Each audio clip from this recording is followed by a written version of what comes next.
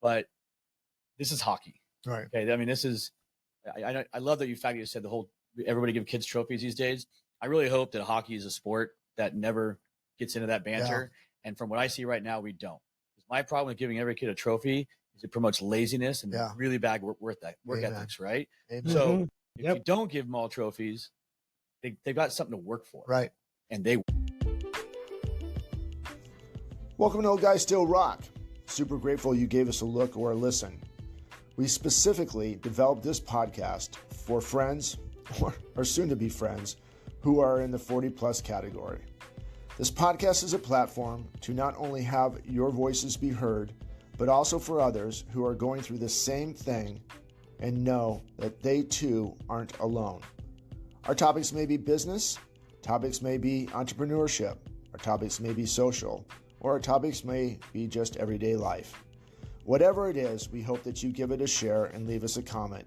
But most of all, if you want your voice to be heard, please leave us a comment on how to get a hold of you so you too can be an old guy that still rocks and help build our community. Until we speak again, stay safe, but most of all, God bless. All right. Good morning, good afternoon, good evening, wherever you may be. When you're watching this, if this is your first time here, you have just tuned into one of the best podcasts you've never been a part of. We are Old Guys Still Rock. I am Blair Armstrong of Coldwell Banker, Team Armstrong. I am a global luxury specialist realtor in the world of residential real estate. And on my right, even though there's a guy sitting right here, but the guy that's on a different side of you is my good friend and co-host of the show, Brent Wright of Brent Wright Incorporated, a man with many hats, but successful hats. Gentleman owns wellness centers, body shops, is a multiple owner of properties, payroll companies, and is also a business life coach. Because of all the things over the past 30 years that I've known him, he's been super successful. If you ask him and he said, is he at where he needs to be? He will say, no, I am really good. I'm still getting better. So how you doing, buddy? Before I get to you, though, I want to introduce the guy to my left, even though that it's a little bit different. We have Matt Lathrop. Here again, a man with many hats, super successful. He's protected our country. You're with the Army? Correct. The Army. Thank you. Where were you stationed when you went through boot camp? Boot camp was in Fort Leonard Wood, Missouri. Okay. So my son was in the Army, who was at Fort Knox, ended up at, went in Colorado. What's the Army one in Colorado? Fort Carson. Yeah. Fort Carson. Also from there, then he went and became a firefighter, retired from that, is now as a youth coach for our Coachella Valley Firebirds. There's also a couple other things he's done. He's been a home inspector. His family's been in construction for all of his life. Yeah. And now he got his real estate license. He's doing that. But the Coachella Valley Firebirds, which is a AHL hockey team out here, hired him about a month ago to take over the youth hockey league. Not take it over, but I'm just one of the head coaches for one of the teams. That's good. How's that going, man? It's fantastic. So they've very welcoming club. Yeah. Especially as a new club, a new organization. We have just a tremendous interest in youth that we didn't expect. Yeah. It came on so fast. And there's a lot, the valley's a small valley, as you know. And so there's a lot of people that grew up here that played a little bit of hockey when we had a rink back in the day in the 80s and 90s. Back in the mall. Yeah, back in the mall. The Paul News Town Center. Right. And I think that this ice rink, the Burger Foundation Iceplex, they put together the rink that's attached to Acrisure. Okay. And it's really presented a good venue for ice hockey, public skating, figure skating. Yeah. And I think everybody from the past that's still in the valley, it kind of drew them together. And it's like old friends that didn't know we were going to come back together to do youth hockey. It's awesome, man. It's been quite spectacular. When it started, they're going into the third season for Coachella Valley Firebirds, kind of the second season for the youth hockey. Correct. So that part's really cool. So we're going to get into that a little bit too. But before we get started on here, I want to get back to my co-host and a very good friend of 30 years, Brent Wright. How are you doing, brother? Doing good. I'm starting to surpass the tired phase of 75 hard. Day 40 today? Let me do 46. Day 46. God, you're Yeah. almost done. Yeah. 30, Well, it's 29 days. Yeah, so it's that 30 to 40 range where you get really super tired, Right. and it's just drags and you're just going through the motions, checking the boxes. I've really tried to make a very pointed difference this time to when I have those days to remember the power of one more. Okay. Just Right. one more And day, so right? not just one more day, but just don't check the box. Yeah. Just don't, I did my 45-minute workout and I kind of did it halfway and I kind of just, went through the motions. So on those days that I'm feeling extremely difficult or tired or don't really want to do the workout, every workout I push to do one more set and one more rep on every workout. And that's changed the dynamic of this tired phase, if you call it. And I'm interested to see how that's going to change because, the day 50, 51, 52 through like 55, I want to call that the pissed off phase, right? Because that's when you're like, okay, now I'm not tired, but everybody is irritating me because nobody even can keep up with, you have that cortisol adrenaline rush. You're getting out of that tired phase. Your body's finally starting to adapt to all this activity that you're doing. And now it's starting to provide you with the reward. Yep. And during that phase, like I said, that's why I call it the pissed off phase, because everybody irritates me. I don't know about you when you did it, but that day 50 to 55 is like a heavy irritation time for me. And so I think this power of one more is going to change that. I'm hoping. Yeah. And it kind of, you know, what you just said to it, what Matt's doing right now, what you're doing right now, kind of what I'm sure there's a lot of people that meet up with us. Is really what we want to talk about today is Heirs, right? So Matt has taken everything that he's learned over the course of a year, and now he's instilling this into the youth of hockey, right? And it's just gonna it's much more than just hockey. At the end of the day, is just shaping these guys, telling them, here's the rules of hockey, and do some stuff, but how to get through what you're basically said to. How do I get through day 51? How do I get through day 52? How do I get through day 53? Yeah. And now people are irritating when you're a coach, and you see guys that are. You've got to get them to that, you got to get them over to that next level. Like, I know that you're sore, but we got to do one more suicide. I don't know if you have suicides in hockey. We do. Oh, yeah. Okay. Because, 15 to 20 second shifts or 30-second shifts. They're not punishment. Not punishment. Growth. And that's what I'm saying. But how so what Brent is, two different things here is you're doing this for the youth of hockey and doing that. And that's teaching them they can get through one more, right? One more, and you're being and they're going to become heirs to what you're teaching them and instill that. Brent's doing this to not only say, okay, I'm not only doing this for myself, but my kids are watching me, my wife is watching, my employees are watching me, the people on this podcast are watching me. How is this going to affect change in not only myself but for others? And there's some different things. You've had to come through some hurdles to become a coach and to get this, to learn different things. So sure. What are some of the things that you're seeing with these kids? So I know that you were helping them out last year with Spencer, your son, and by God's grace, you were given this position to do some stuff. How has that changed you, and how do you see what you're doing right now changing the kids that you're working with? I think for me personally, it's created a lot of self-reflection. Yeah. Especially with my son at his age at 14. And you kind of know how boys are at 14.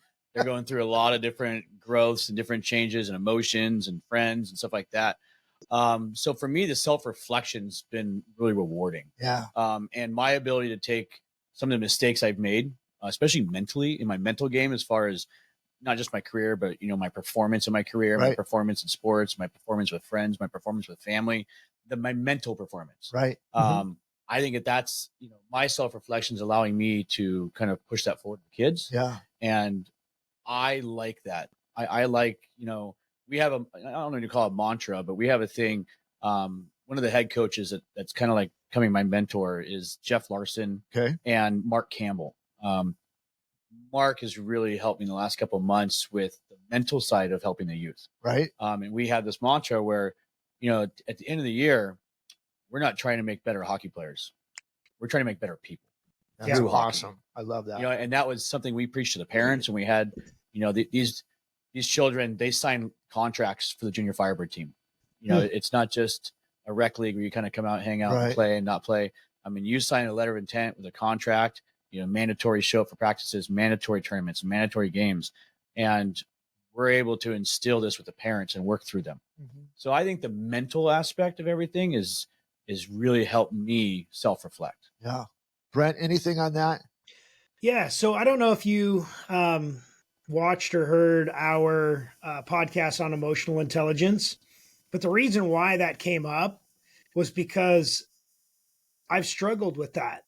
One of my mentors early on, when I was about 25, 26 years old, told me, he said, if you continue to wear your heart on your sleeve and bleed down your arm, everybody will see it. And I never understood that at the time. I just thought, you're crazy, old man.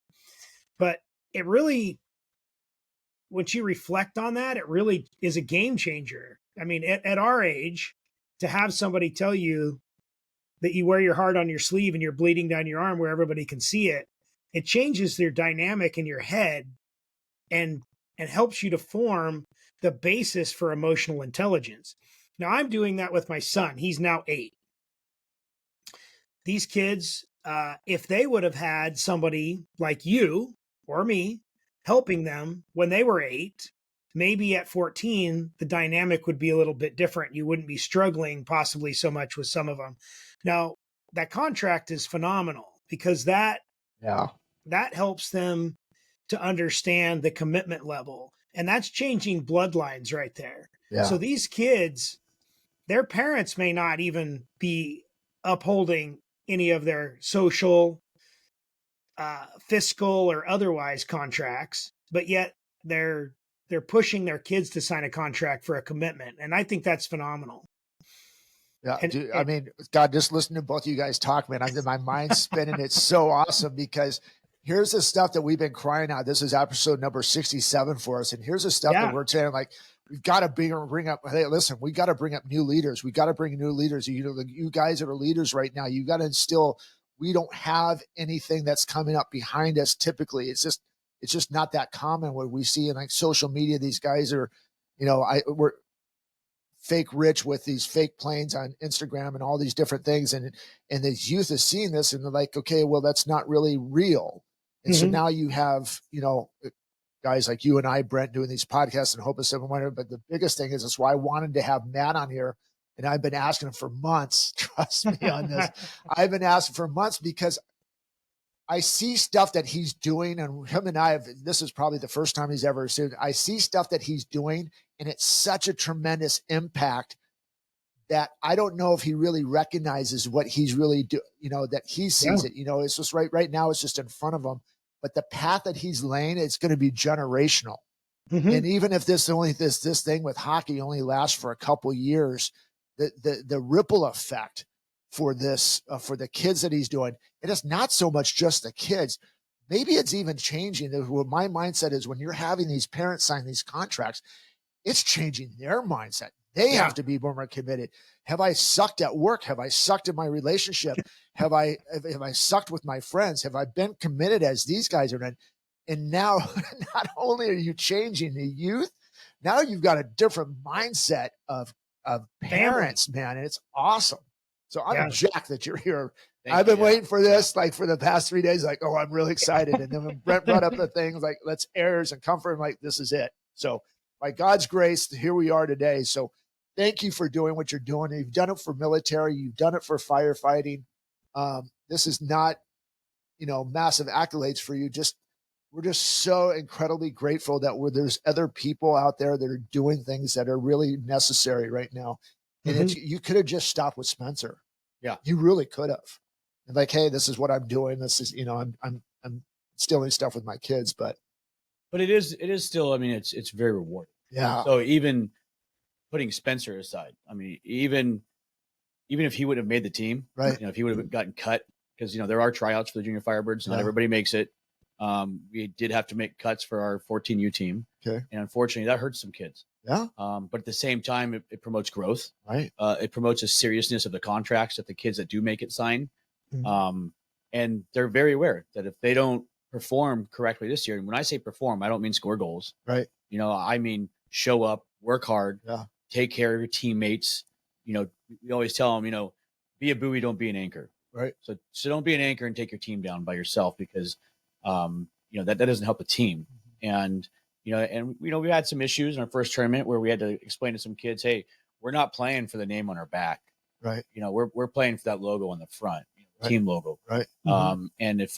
And if you do that correctly, you have a really good chance of keeping your spot next year when you try out. Right. So they know how serious this is and how serious it is to become a good person, so they don't get cut the next year. Yeah. And it's growth. It's huge personal growth. And I'm watching, I mean, we have an 8U team that's got 6-year-olds on it that can skate, they look like the next Connor Bards, they Right. look like professional hockey players. And it's not only is it cute, it's impressive. It's impressive. And those kids look up to the 10U teams, and those kids look up to the 12U teams. So it's important for us that, like you're talking about, the heirs and stuff, Right. that comes in effect with the age group of children as well, Yeah. not just parents and bloodlines, but just the club in general. The youngers are the young ones are looking up to their like big brother, big sister kind of thing. And as long as we can promote that growth and teamwork in the bigger kids where I'm at, the younger kids just follow it. Right. And that's just, it's gravy. I mean, that's the gravy on the mashed potatoes at the end of the day, because it's a trickle effect and it potentiates. Yeah. And then as long as you keep that growth, the team will thrive, win or lose. Right. The club will thrive. Right. So and I think that's also been, first of all, if you just missed that or that just kind of went through, stop and rewind that right now, because there's some massive golden nuggets in that. Massive. But what I just really loved about all of this is now you have 10-year-olds becoming heirs, 8-year-olds becoming heirs to the 10-year-olds. The 10-year-olds are becoming heirs to the guys that are above them, so on and so forth.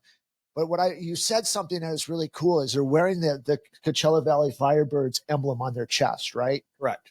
And that's what they see. They don't see their names behind them. So they're representing is, yes, you could say it's a brand, but it's almost a badge of honor for a little bit. They knew 100%. what it took to get there.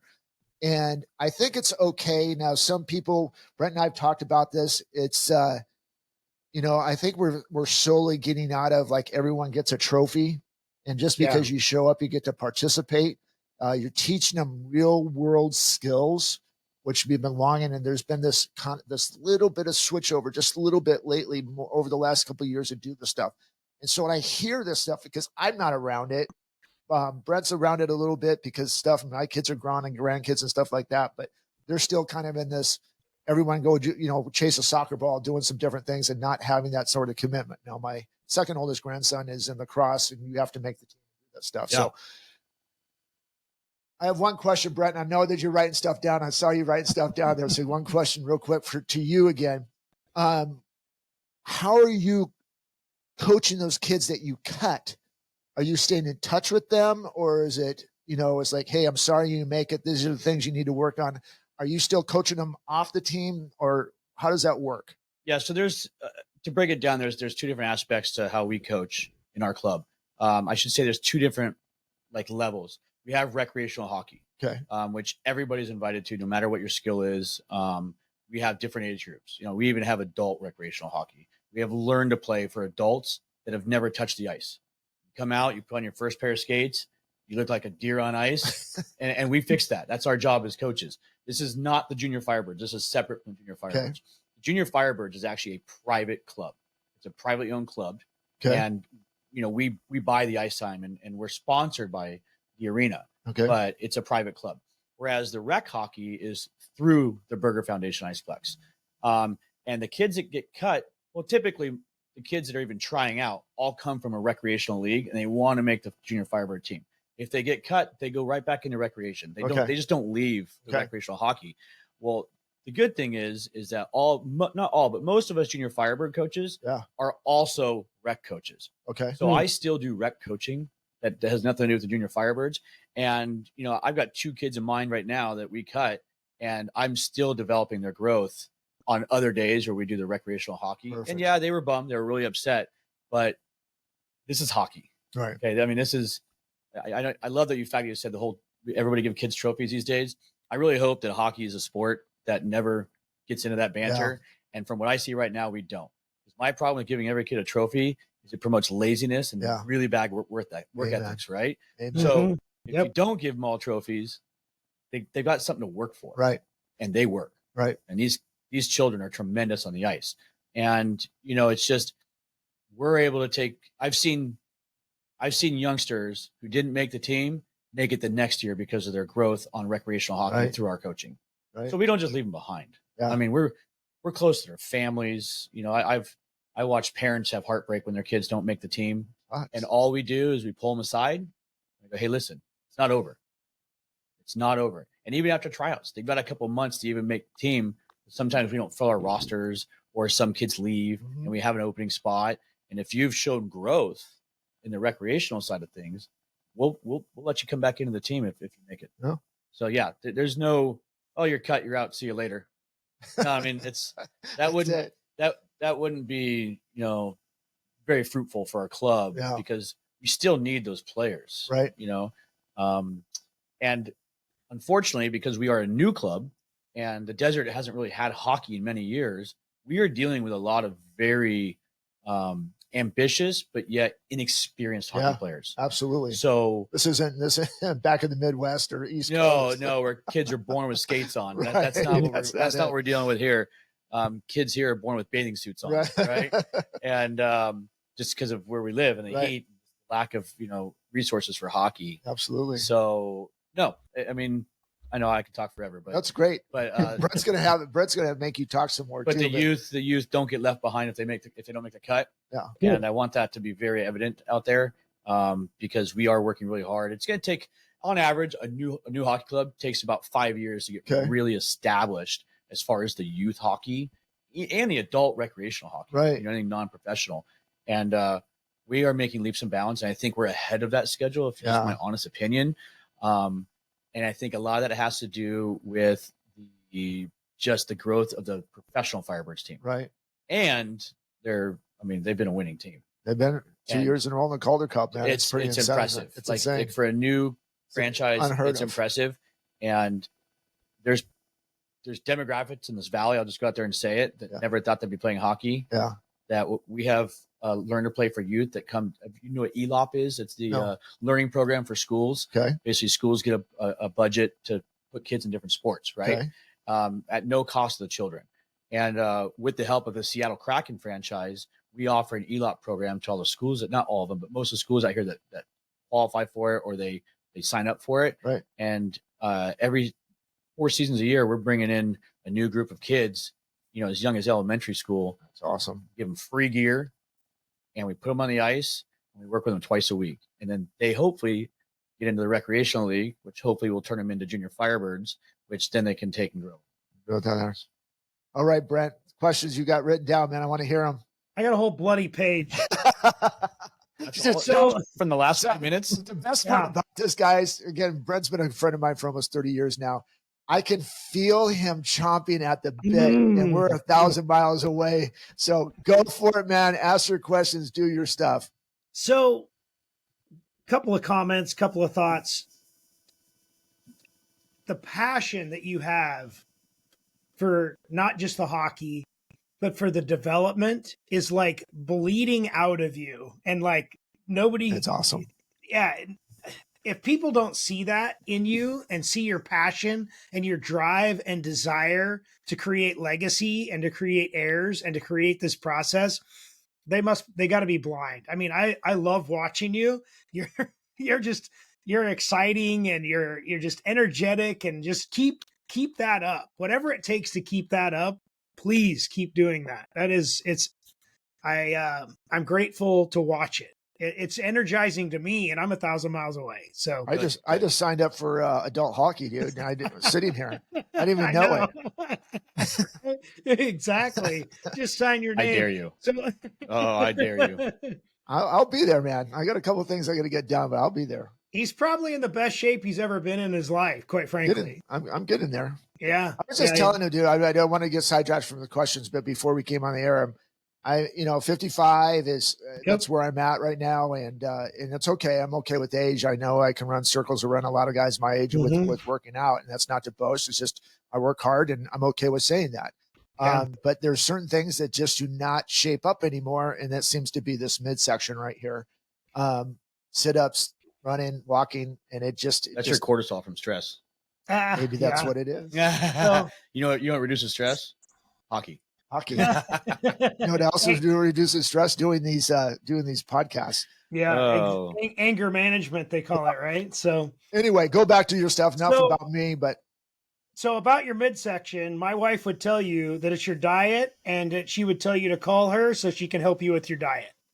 God, I got all these responsibilities for these people now. I got Matt on my side, April over 1,000 miles away. Yeah, and then my biggest boss is a couple minutes away. My wife. Exactly. So don't make sure, but anyway. So I'll give you a little nugget here. So we call it writing for the brand, Matt.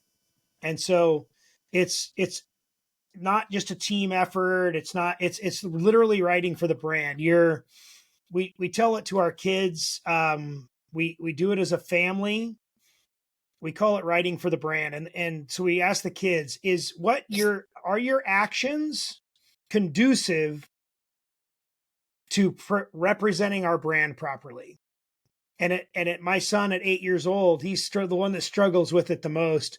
You know, he has flare-ups, this, that, and the next thing. He's very highly active. And again, he's my son, so he wears his heart on his sleeve and it bleeds down his arm. So he comes by it naturally. And so we talk about writing for the brand, and we talk about the depth of that, just like you did, and some of those references. The one thing that I like is that our last podcast, we talked about pulling the next leader up the mountain. And I believe that's what you're trying to accomplish with these kids and with that legacy and creating heirs to the next throne, right? And so I look at this thing like a pyramid, stepping stones all the way up to the top. I really like the fact that you're providing an avenue for the parents to help them create and support legacy and heirs in their environment as well. So you're not, like Blair said, you're not just coaching the kids, you're coaching the parents. Do you guys have and just so you know, they're coaching us. Yeah. Oh, I mean, the kids are coaching us too, right. And they just don't even know it. Yeah. Do you guys have a penalty box for the parents? Yeah, it's called the grandstands. That's awesome. I figured I would ask. Talking about hockey parents would be a whole different podcast. Nice. So in that, I wrote down legacy and layers. So you guys are not just creating legacy in one aspect, you're creating it in layers with all these kids. Have you guys thought about having an official mentor program and requiring that as part of their contract? Like if you reach a certain level, you have to then feed back and give back. And so like your highest performers, you could make them become mentors. You could add them to a mentor program. So they have to actually help like the rec league kids for so many hours and things like that. If you hit this certain level, because it's going to push them to grow further and faster. So they become not just mentors in hockey, but they're like, hey, how are your grades? Hey, how's your physical situation? How's your food situation? How's your exercise program? How's, and really guiding them and saying, this is what I did to get better. Right. Yeah, that's actually a really good question. Unfortunately, we don't have an official program that does that or require it. I do know that some of those programs, when you get older into college and stuff like that, they do have a lot of that, like the big brother, big sister stuff in hockey. Yeah. At our level, that would actually be very beneficial. We don't do it, but what does happen in hockey, and not to push away from what you said as far as making it mandatory or anything like that. Yeah. But how do I say that? Hockey's a dynamic sport. It is. I mean, I'm not trying to talk down anybody or any kind of other thing, but I'm a veteran, the Army, and I did a career in the fire department. And so everything I've done has been kind of family oriented, right? I mean, military, you're a family. Fire department, you're a family. And in hockey, you're a family. So we kind of self-check each other, for lack of better terms. Well, actually, literally speaking, sometimes we check each other. The boys taste this splicing glass. It tastes really good. Yes, right. But what I'm really seeing is that we kind of self-manage.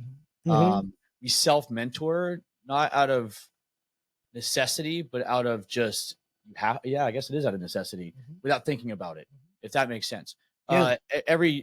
We instruct and we coach every single player that, hey, listen, and I'll bring my son into this because my son is very me, for lack of better terms. Sorry, Crystal. He can be very aggressive. He's got a mouth on him. But at the same time, he thrives on helping 12U, 10U kids. You see a different side of his heart. You see a different side of his brain work. And you see a lot of the most unselfishness come out of the children when they're helping the younger kids, because we do have youth coaching. I mean, that may be a program that we do that counts for what you're speaking about. The kids can always coach one level below them. Spencer comes out with me all the time, full coaching gear, and helps the learn to play kids all the time. I mean, he's got a little bit more of a benefit because I'm one of the coaches. But a lot of the other kids, they'll show up early for a practice and they'll jump on the ice and help the kids that are going to learn to play. And just as much as the Firebirds, they come on the ice quite a bit with our junior Firebirds. That's awesome. And, throw them a couple drills. They play with them. Just being on the ice with them just brings a sense of, achievement, right? And those guys are not that old either. They're kind of between 18 and 23 typically, right? No, they're young. Yeah, they're very young in the AHL.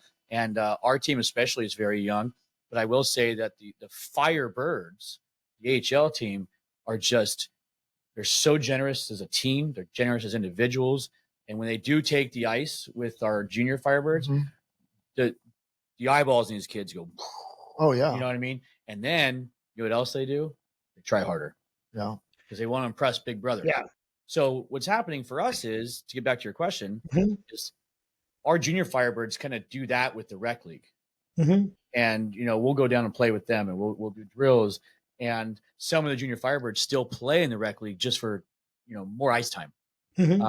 And although we don't have the program that you speak of, I think we kind of do.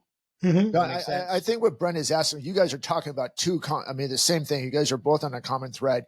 Yeah. Our mental thing, when we ask about mentors, you kind of think about going and sitting in a room and having these guys coach and stuff like that. But you can mentor, basically having, here's what I'm getting out of what Brent's saying and what you're saying, the same thing is you go and find 2 or 3 or 4 leaders and really mentor to them. And then they take that on the ice. And so it's not, yes, you can do it on the ice. Yes, Spencer's doing it. Yes, there's other guys are doing it. Yes, the Firebirds are doing it. But going in and giving them, taking them one step over. And I understand that this youth hockey league, especially just Coachella Valley Birds, period, are just evolving. We're year 3 going into this again.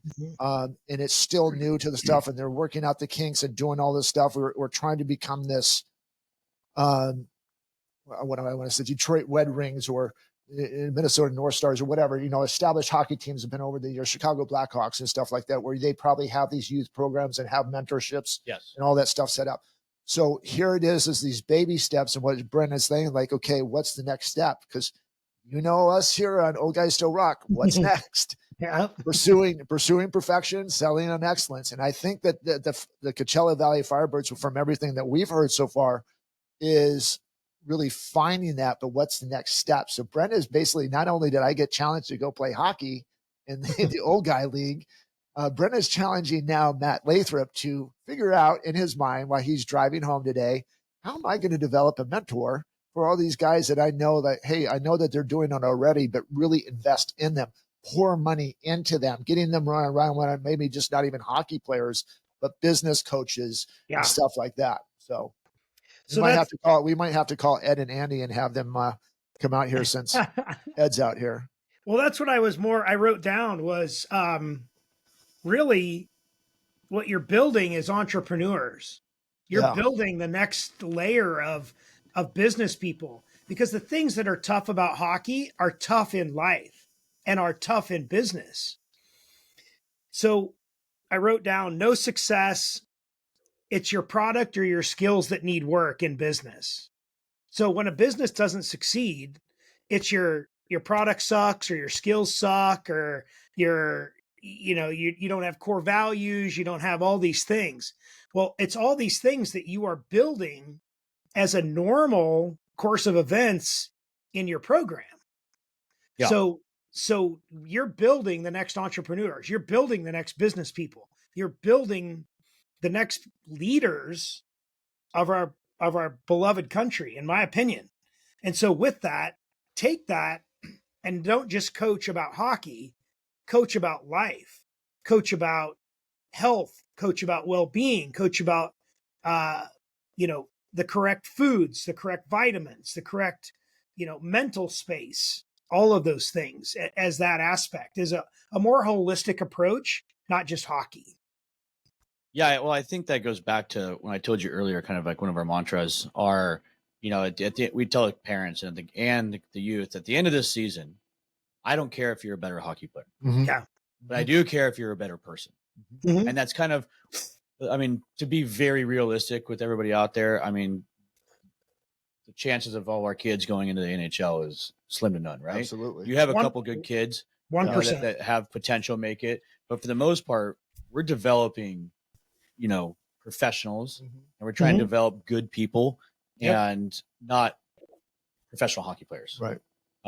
That's what colleges are for. Yeah.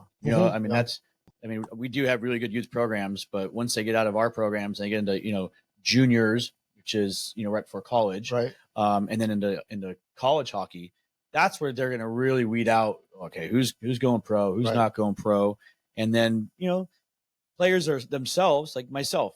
I started playing hockey in high school, and I knew I didn't have the talent, and so I went on in my way. But, that with my dad's, work ethics that he's taught me, and, kind of his legacy that he's put into me, I took that and went a different direction and then came back to it. And that's been really fruitful, not just for me, but for the youth. And so, yeah, I think that, this is, it kind of gives me the chills, but over the last year, I've already seen some of these youth change their behavior, for lack of better terms. My son, especially. Yeah. So I'll put him out there again. That's great. The growth in maturity and behavior through hockey is phenomenal. And I think because hockey, and hockey is so, we all know hockey is a physical sport. Mm-hmm. And when you go out on the ice, you've got to drop your emotions. Your emotions got to go into a back tank for a little bit, and it's playtime. There's really no rest for the weary in hockey. A lot of other sports, there's a lot of rest. There's a lot of downtime. There's a lot of, even physical sports like football, right? We have a big play and it's over. We all reconvene. Hockey's not like that. It doesn't stop, right? We don't have time to sit around and figure things out. So I think it really makes the children emotionally and mentally grow and be able to sort out their emotions. And that way, when they get off the ice, that's why we have decompression time when we get off the ice. Our youth, after a game, they're instructed to go into the locker room. They take out their helmets and gloves, and that's it. And they sit there and they wait for the coaches. We'll come in, and we come in with, no matter how bad they did on the ice, we come in with a positive attitude, and we pick their heads back up, and then we walk out. And then we go, this is your time. This is your locker room, kids. Now rip your gear off, have fun, shoot the mess with each other and have a good time. So I guess what I'm getting at is we're working on human growth, not hockey player growth. Yeah. I think it's just so important. Go ahead, man. I feel like I've been talking, so say what you need. No. So I love this. And my point with the mentor program was to get the kids that have now graduated to the point where all this is easy, and then put them in an uncomfortable situation, because we all know that growth happens when you become uncomfortable. And that's more of a life skill, and that's more of a business skill as well. And so, like, every time I get comfortable, in the past, I would just kind of check out and I would just settle in and I'd be sitting in it and like life's on. I just hit the easy button, right? I hit the easy button. Everything's easy and simple. And then what had ended up happening is that something would come crashing down and I didn't foresee it. And I didn't also know how to fix it quick enough that it didn't become a train wreck. And I think some of those skills could have been learned earlier and more productively if I would have been taught those things or mentored differently or had somebody to mentor me, where when I got comfortable, somebody put me in the next uncomfortable position. And so that's why I was like, if you push them to mentor 3 layers below, then they have to learn how to talk to kids 3 layers below. So it's real easy to talk to the person that you were yesterday, but it's not easy to talk to the person you were 3 years ago. And then guide and coach from there. Right. So that was 100%. the point of that mentor program, is not go 1 layer down, is to go 3 layers down maybe. Right. And again, all these are just suggestions based upon my failures. Well, the funny thing is I'm hearing you guys first talk, and I'm again love this interview so much, and I hope that everyone who's watching this gets so much and shares the show first and foremost. But obviously, we've been talking about this for the past 90 days, and it's now almost come to fruition that I'm getting on a plane to go to Hawaii. I'm going to tell you something. Over the last couple of days, about the last 3 days, I started getting anxiety. Anxiety, not so much about going on the trip, is that we've created a ton of momentum to right now. And I've got to mentally keep it going, but turn it off at the same time, because this is our yearly trip for my wife and I to really kind of decompress and be by ourselves, because when she gets back, she's full blown into season on El Paseo. We got season coming back for people for real estate, which you know as well too. But I think what you said about 75 hard and what I'm hearing him say about hockey is how you manage that. Okay. We can't be on cruise control in hockey. We can't just kind of glide up and down the ice. We're skating hard for 30 to 40 seconds, depending on what your shifts are in hockey. For those of you who don't watch hockey, look up a shift and they'll explain to you what hockey is on there. And then you go sit for maybe 1.5 minutes to 2 minutes, depending on what your scheduled shift, or your third or fourth line or first line or stuff like that. But you constantly have to be on, even though you're taking a breath. I still have to be on. And this is what I'm saying is for business people, even though we've been talking about youth hockey and stuff like that, is continue that pace, continue that 30 to 40 second sprint. But in the same time, while you're taking a breath, and it may be a couple of days or 6 weeks or whatever it is, it's just a metaphor, is constantly keeping that on. I'm still pursuing, even though that I may have taken a breath for like 2 minutes, maybe it's a week or something like that, but how am I keep pursuing? Does that make sense? Yeah. So like you and I talk about this all the time about being relevant. Right. So when you talk about, well, you and I are different because you never really take a break, but I do. I take smaller breaks. You do. So I'm kind of like Alex Hermosi, where I'll work for 30 days straight, or 37 days or 48 days or whatever. And then I'll take 4 hours off and decompress. And my life as an entrepreneur is more like hockey than you would even imagine, Blair. Yeah. It's a sprint every day. Absolutely. And I take those smaller breaks, like you're talking about, those shifts. So again, I would challenge you that while you're taking this break in your shift, that you still stay relevant. Right. We will. So check out, right? And do your checkout, but come back to it every day for 20 minutes to an hour and follow up with people and stay relevant and stay active. Yeah. And that's going to change your mindset. It's going to change your delivery, because we all talk about in business, what we do today affects us 6 months from now. Well, in 6 months from now, do you want to have listings? Of course you do. Absolutely. Yeah. But you're not if you check out for 2 weeks. Yeah, you can't totally, I mean, yes, absolutely agree. And I've learned it. One of the best things about going to Hawaii is we're 3 hours behind. And unfortunately, my eternal alarm clock here goes off at 4 o'clock in the morning. So I'll adjust a little bit. I'll wake up at 4 o'clock Hawaii time or 3 o'clock Hawaii time, right? But it's still like now I can get a bunch of stuff done, and I can have my early morning meetings. And by when it's 8 o'clock or 9 o'clock here, I'm like, okay, we're done for the day, and I've got the whole day in front of me. Yeah. So, but anyway, that's so many good things to do. I mean, we're getting to April Wright time. I guess we jokingly say so. Brent's wife listens to our podcast every week. Okay. But so she's on 75 hard, and both of her workouts have to be for 45 minutes. So we told April why she's on 75 hard that we'll go 45 minutes so she can listen on the treadmill. So April, if you listen long enough, you've got your 45 minutes. So like it and like it. But first of all, dude, thank you, man. Yeah. Yes. We're gonna have you back. Yeah. Actually, in my head right now, and Brent, you can correct me if I'm wrong. We just are where we are with studio and stuff is. I need to have your remote, maybe at the hockey ring or someone in a locker room, but I want to hear from one of your kids, maybe Spencer, from one of your kids that's been a leader. And there's we'll just I do have a bleep button. But well, even youth hockey players, they've got a mouth. It's all right. Yeah. I will say this too. If you haven't followed hockey before, there is a presence about hockey athletes. And again, you guys are going to go ahead and throw stuff out there. When you're watching hockey, especially during playoff time, and you see the guys come in, there's a respect. And it's a respect not only but appearance. You never see guys coming in without a suit during hockey playoffs. And I'm talking NHL. And I'm sure that you follow this through college and stuff like that. But you don't see them come in sweats. You don't see them come in T-shirts. They're coming for business. And it's not just so much business on the ice. It's the mindset. But it's a respect level for the game. Yep. It's a respect level for the people that are coming to watch them.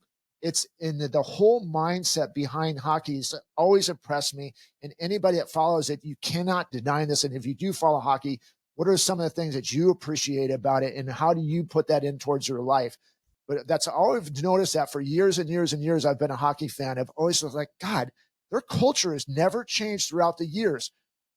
During the Michael Jordan era and stuff like that, and Detroit Pistons, those guys used to come in suits. Football players comes in suits. Now it's this whole different thing.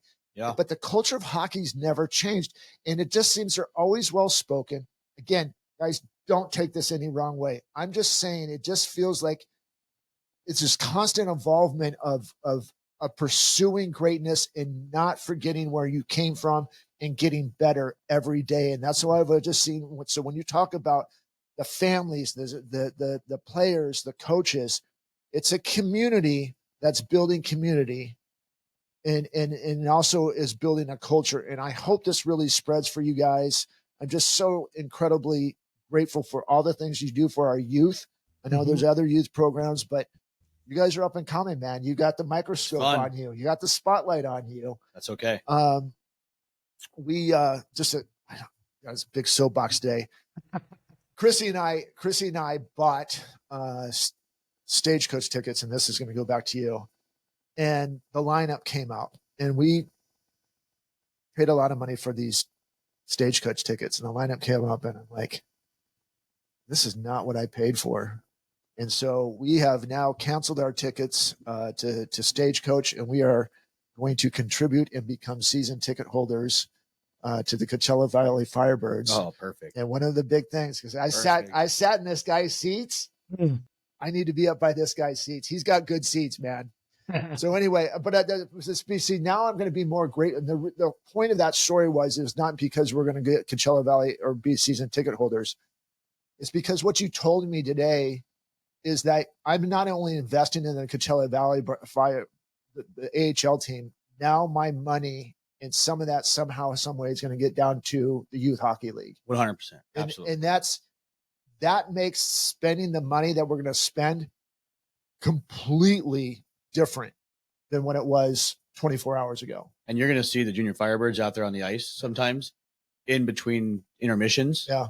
They do a little bit, exhibition game type stuff, a little Perfect. 5-minute, stick and puck thing between the kids. They go out there and intermission. They kind of show off their skills. Yeah. It's really fun. So you'll get to see them out there as well. No.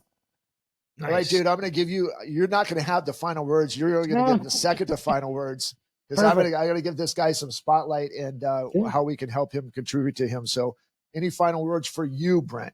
So a couple of things. My son had to bow out on day 42 from 75 hard. Um, Going down one of our hills, pretty steep.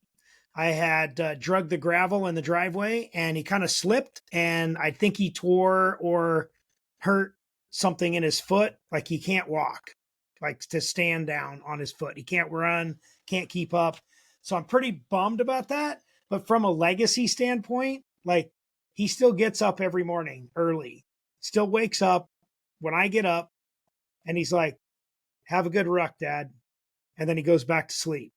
But he's still up 5 o'clock every morning, 8 years old, and he's bummed that he can't finish 75 hard with me. So I wanted to give everybody an update on that. We've been kind of spotlighting him. Absolutely.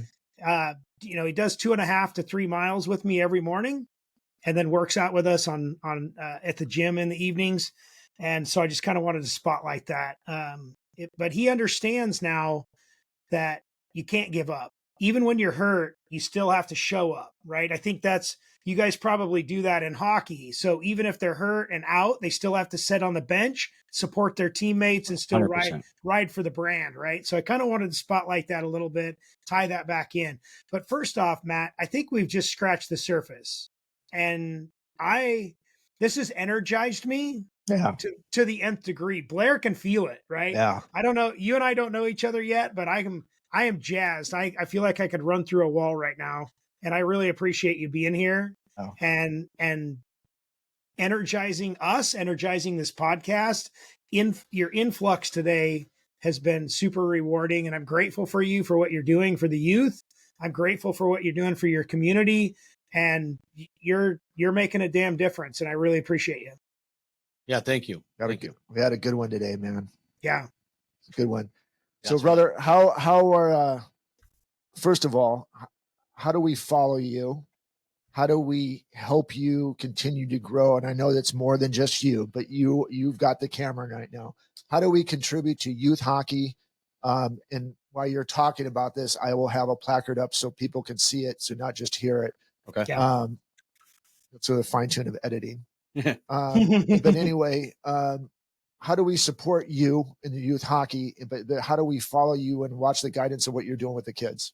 So first of all, we do have a website, okay, juniorfirebirds.com. Okay. I think that's a phenomenal website to kind of get on and look at how we do things. It'll have schedules on there. Our team is a travel team. For instance, this weekend, so we just got done with Labor Day weekend, which we had a big tournament in San Diego. It was like 93 teams, 6 different ice rinks, over a 5-day period, with playoffs. Since I got a spotlight right now, our 12U team took the championship. Yeah. You'll see the banner hanging next to the ice rink on the Burger Foundation side of things. They did a phenomenal job. But anyways, moving forward, as far as supporting us, I think that if you go on the website and you look up the game times, it's free to come watch our games. Okay. We've got great grandstands, look down over the entire ice. The Burger Foundation Iceplex is by far one of the top-notch facilities, and the kids were quite humbled this last tournament to see some of the arenas they had to play in. Yeah. They've never been outside this rink. It's not, it's different, right? It is different. Yeah. So I think coming to watch the games, it's not a monetary thing that helps us out, but it really is an emotional support for the children. I mean, think of yourself as a kid, right? Yeah. And you've got a stand with nobody watching. Yeah. It's kind of but then you've got a stands full of local fans. Yeah. Now you're playing for the community. Right. And I think the youth thrive off of that. Okay. I know I still do as an adult rec league hockey player. Yeah. I love looking up and seeing the stands, even though I look like a goofball out there. You know what I mean? It's some of these kids can skate circles around me, by the way. And I think that just coming to the games is huge, way to give back to the kids. We do have, and I'll put it out there to you, Blair, when I get a chance, because we haven't scheduled it yet, but every year we do have a junior Firebird golf tournament. That's kind of our fundraiser golf tournament. Last year was the Classic Club, huge success. A lot of the actual Firebird players, the AHL team, come out and we'll throw one in each cart and they'll go around and the kids will be there helping out. And this year I'm not quite sure where it's going to be. I can't say that out loud, but I know we're working on some good stuff. Okay. But it'll be out soon as the Larsons get that figured out. Don't make me get another challenge and try to bring it out. Yeah. Maybe where you're sitting at right now. But Ironwood, if you're listening. yeah. Yeah. I think that the best way to give back to the youth is by showing up to games. Yeah. Because it's new, and it's fun. Yeah. The games. So I'll put this out there too. In our age brackets, we got 8U, 10U, 12U, 14U, 16U. Okay. And multiple teams for each age bracket, depending on their experience and their level of play. When you get into 14U hockey, so as soon as you turn 13, it's full contact. And to watch these kids go out there and put their bodies through some of the same physical abuse. I'm just going to use that word. Yeah. It's not a negative fashion. It's a positive fashion. Positive. But just to putting their body through the work that they do into the boards, into each other, and to be able to get up at the end, pick their head up and shake hands. Yeah. That's, they call hockey, a gentleman's sport. It's a violent gentleman's sport, and it's an oxymoron, but at the end of the day, we are violent on the ice, but we are gentlemen when we get off the ice. And that's what we promote with these kids. So come out, watch us, watch the kids play. Like you said in Suits, our kids have a dress code before every game, and they love it. Yeah. Because they feel like a team. Yeah. They come out in their Firebird suits or their Firebird polos, their warm-ups and stuff like that, getting ready for a game. It's pretty fun to watch. Yeah. Yeah. If, like I said, if you guys haven't followed hockey before, and this is your first time looking into it, one of the best things about hockey, especially during the playoff hockey, is at the end of a series, loser stays on ice and they get in a line and they give respect to each other. Yeah. And it sucks because when you lose a hockey game or you lose in playoffs, especially deep in the playoffs, it hurts. Yeah. It doesn't matter what level. No matter what level you at, and it's showing respect. It's like, I got beat today, but those guys lived to see another day, right? Yeah. So we're gonna sign off, man. Yeah, Brent, we're scratching the surface. We got to get this guy back in a couple months. But anyways, guys, there was a lot of golden nuggets here. I know we kind of went a little Joe Rogan with you today on length, but I just think there's just so much to talk about here, and I hope that you watch this episode over and over again. We've had plenty of other great episodes. As I said, episode number 67. This one hit different. Yeah. There's been a couple that we've had. This one hit different. I'm just beyond grateful for you. Thank you for having me. For having us. It's awesome. This, so I know. And it's why I was hesitant. He was like, and I tell everybody this and they don't get it. And maybe I was wrong on this, but there was a little bit of apprehension when he sat in the seat. He's kind of nervous. He's fidgety. And about 3 questions into it, he's like, couldn't put him. He's like, to pull the cord. So it's great. Yeah. Anyway, but guys, until we see each other next week, stay safe. But most of all, God bless. And thank you for your support. We'll talk to you guys soon. Take care.